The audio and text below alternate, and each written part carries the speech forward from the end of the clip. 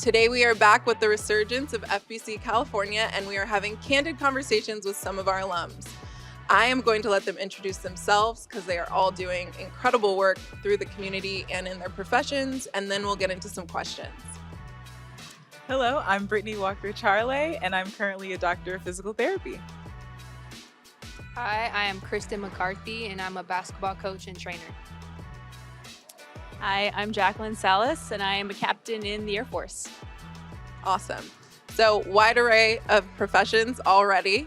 But first question to get into is just how did FBC impact you when you were coming up?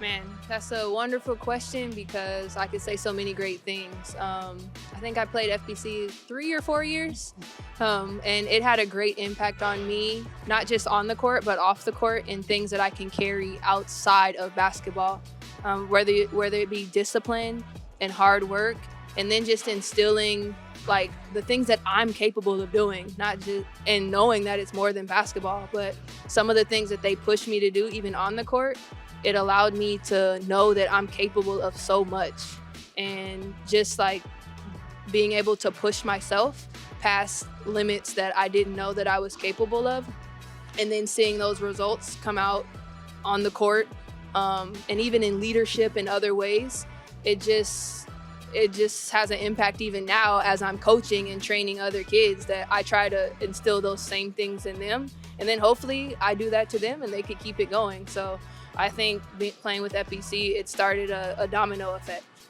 Awesome. That's beautiful. And definitely something that we want to continue as we get this resurgence off the ground. I think another question that's really important to answer is just how excited are you all about the resurgence of California, and what does this mean to you?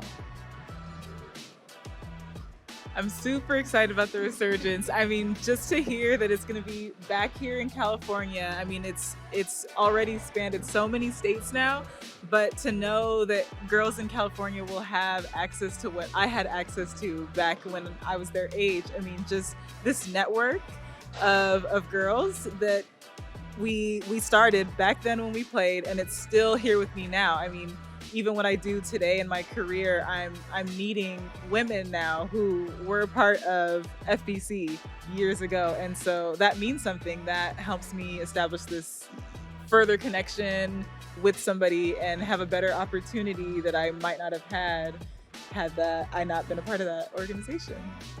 Awesome.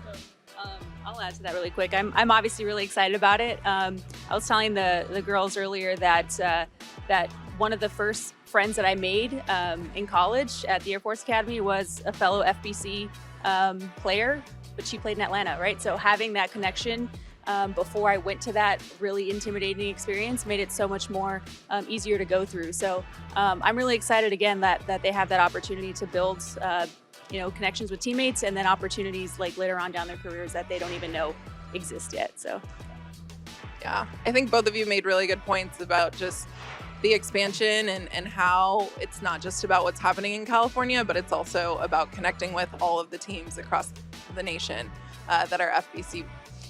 I think one last question that's super important is just how do you all as alumni plan on impacting, and how do you think that we can impact this next generation of FBC players that are coming up? I plan on impacting in any way possible. I think, again, learning from FBC, one of the ways I played was, Coach, what do you need me to do? And that's the same attitude that I'm going to bring to FBC is, Coach, what do you need me to do? Same thing. I think just leading by example, the best way that I can is the best way that the kids can learn, really. If I see my coach doing it, it's gonna make me want to do it more, and I'm following their lead. I'm learning from them. So I just think, simply put, just be the example to the girls, and that should be, and keep an open line of communication that they know, hey, we could communicate. Like, I genuinely care about you. Like, basketball, again, it's just a vehicle, but I care about you as a young lady, and I want you to excel and achieve whatever you want. So that's what I'm pouring into. Of course, the skill, but still overall, like, I'm pouring into the person as a whole. So. Really, the answer doesn't really differ too much. I'm not in a coaching capacity right now, but just being available to whatever, whatever is needed of me, right? And so that's kind of one of those things that was kind of drilled into me in college, is this like aspect of service, and any way that I can kind of help and help these, really get them to see a different perspective of, again, things that they don't know that they're about to encounter. So helping in that way, really a mentorship role. So. Yeah, I'm gonna have to echo both of you and say that just being an example, just where I'm at might be inspiring to somebody now. I think too, a personal interest that I might have just as a physical therapist is wanting to make sure that these girls are as healthy as they can be physically. So if I can provide some expertise there to help minimize injuries or even help with promoting recovery from injuries, then I would see that too as my calling at this time. Beautiful. Well, thank you all so much for your time. As we continue to have these candid conversations, it's super important that we loop our alumni in, because we want our alumni to be an intricate part of what we're doing here for all of the reasons that you all stated. Excited to continue these conversations, and thanks for watching.